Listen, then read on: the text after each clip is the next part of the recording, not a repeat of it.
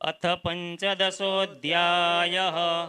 श्रीभगवानुवाच ऊर्ध्वमूलमदशाखम् अश्वत्थं प्राहुरव्ययम् छन्दांसि यस्य पर्णानि यस्तं वेद स वेदवित्।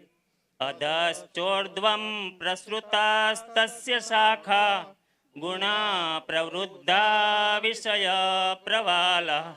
अधश्च मूलान्यनुसन्ततानि कर्मानुबन्धेन मनुष्यलोके न रूपमस्येह तथोपलभ्यते नान्तो न चादिर्न च सम्प्रतिष्ठा।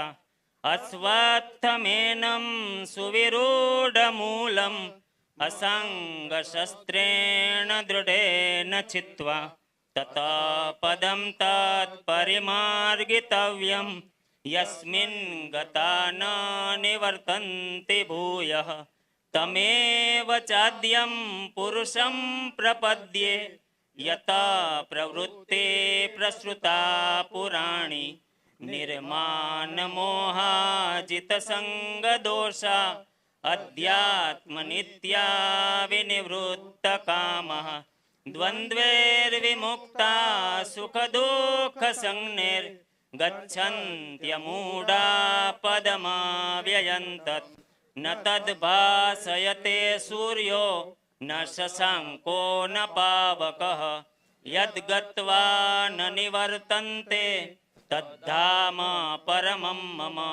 ममैवांशो जीवलोके जीवभूतः सनातनः।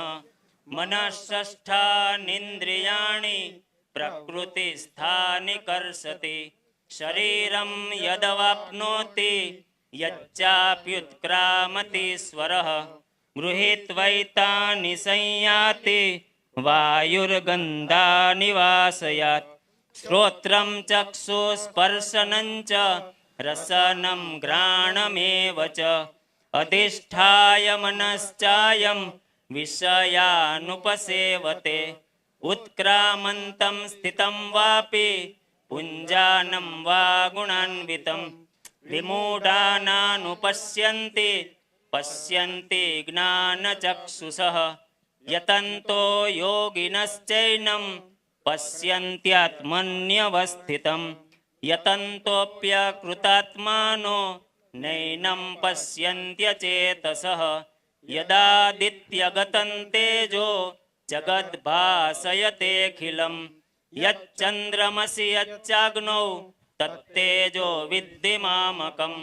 गामाविश्य च भूतानि धारयाम्यहमोजसा पुष्णामि चौषधिः सर्वा सोमो भूत्वा रसात्मकः। अहं वैश्वानरो भूत्वा प्राणिनां देहमाश्रितः प्राणापानसमायुक्तः पचाम्यन्नं चतुर्विधं। सर्वस्य चाहं हृदि सन्निविष्टो मत्तः स्मृतिर्ज्ञानमपोहनं च। वेदैश्च सर्वैरहमेव वेद्यो वेदान्तकृद्वेदविदेव चाहं। द्वाविमौ पुरुषौ लोके क्षरश्चाक्षर एव च। क्षरः सर्वाणि भूतानि कूटस्थोऽक्षर उच्यते। उत्तमः पुरुषस्त्वन्यः परमात्मेत्युदावृतः यो लोकत्रयमाविश्य बिभर्त्य व्यय ईश्वर।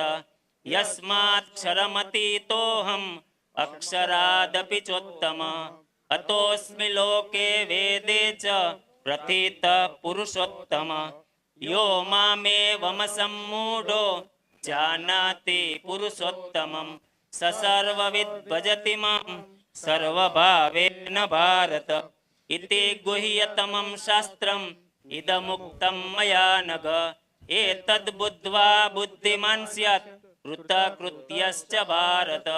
ओम तत्सदिति श्रीमद्भगवद्गीतासूपनिषत्सु ब्रह्मविद्यायां योगशास्त्रे श्रीकृष्णार्जुन संवादे पुरुषोत्तम योगो नाम पंचदशोऽध्यायः।